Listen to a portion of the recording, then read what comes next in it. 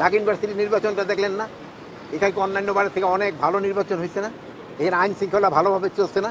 এরকম আইন শৃঙ্খলা পরিস্থিতি হয়তো একটু খারাপ হচ্ছে, এখন আবার ভালো আছে।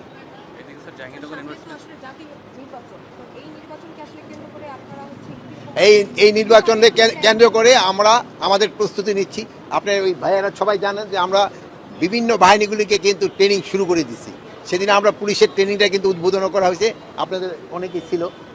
আমরা তো আমাদের যেগুলি করার আমরা কিন্তু শুরু করে দিছি, এবং আমরা আশা করব নির্বাচনটা খুব শান্তিপূর্ণ, সুষ্ঠুভাবে এবং খুব উৎসবমুখর হবে।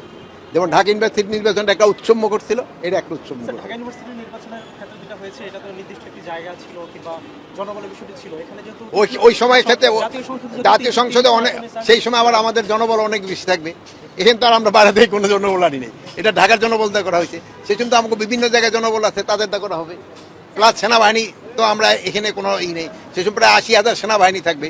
তারপরে আপনার নৌবাহিনী থাকবে, আপনার এয়ারফোর্স থাকবে, বিমান বাহিনী থাকবে, তারপরে আপনার সেই সময় বিজিবি থাকবে, র্যাব থাকবে, আনসার থাকবে, আর আমার পুলিশ বাহিনী তো থাকবেই।